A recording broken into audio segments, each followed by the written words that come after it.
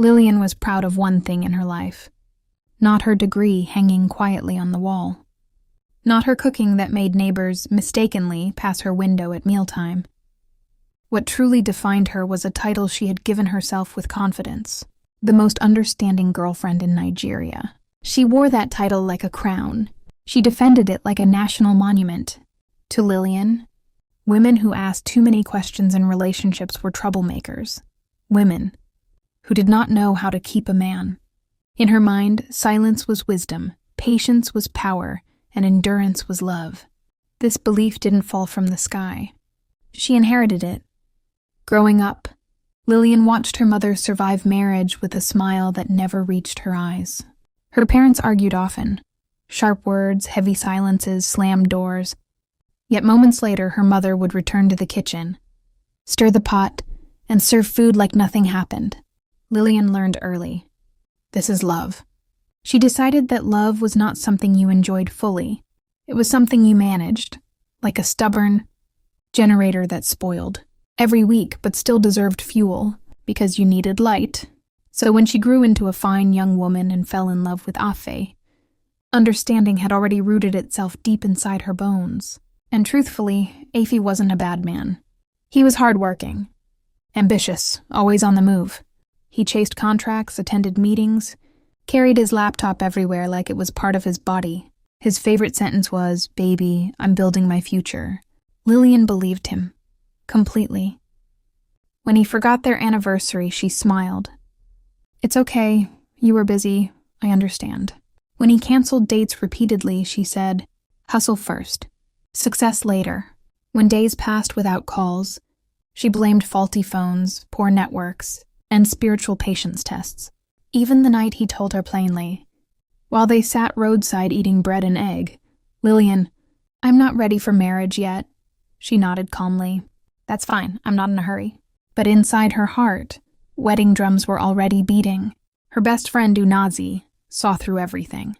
"My friend," Unazi warned often, "this thing you're calling understanding is advanced self-deceit." Lillian laughed it off. "You don't understand love. I'm building peace for my future home."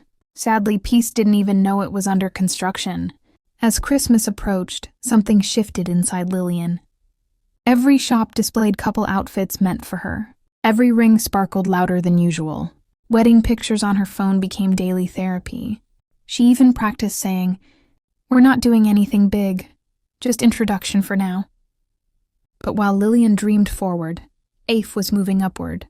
He began dressing better, networking harder, entering rooms Lillian had never imagined. His calls became shorter, his excuses more polished, yet Lillian asked no questions. Questions she believed were enemies of destiny. Whenever F.A. looked tired, she cooked. Whenever he complained of stress, she acted. She sent food, transport money, rent assistance, quiet sacrifices wrapped in understanding. When his landlord threatened eviction, Lillian dipped into her savings without blinking. "When God blesses us," she told him softly, "everything will be fine." Afe always thanked her, always called her rare, always said she was a good woman, and that kindness blinded her. Unazi shouted louder. Kindness without clarity is an emotional loan, but Lillian was already deep in investment. She defended Afe against family concerns, against aunties, against whispered warnings, even when her younger cousin got engaged before her. Lillian smiled bravely, though her chest felt tight. Meanwhile, Afe kept upgrading quietly. New clothes, shining shoes, new circles. "I have a dinner meeting. I'm attending a networking event. I'll be late tonight." "No problem," Lillian replied every time. "I understand." 3 days before Christmas, Lillian used her last savings to buy matching Christmas outfits for herself and Afe. She folded his carefully, imagining them walking into church together while people whispered, "They're next." Unazi saw the clothes and shook her head. "Christmas clothes with heavy prophecy," she muttered. Lillian only smiled. On Christmas Eve, she waited.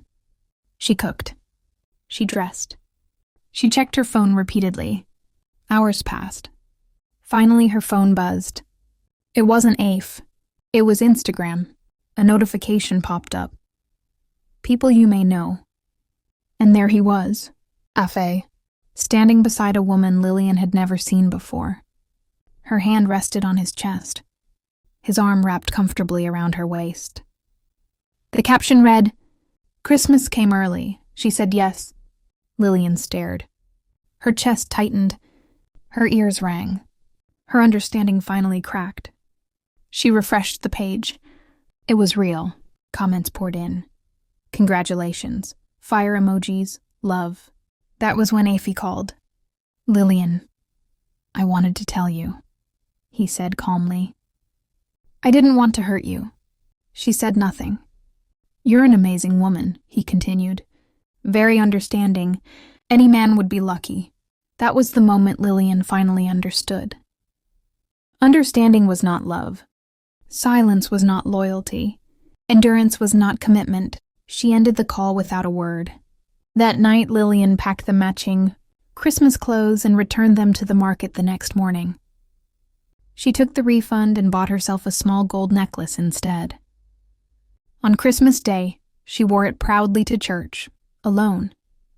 When Unazi hugged her, Lillian smiled softly and said, "I finally understand something new." "What?" Unazi asked. "That love should never make you disappear." And for the first time in her life, Lillian wasn't proud of being understanding. She was proud of choosing herself,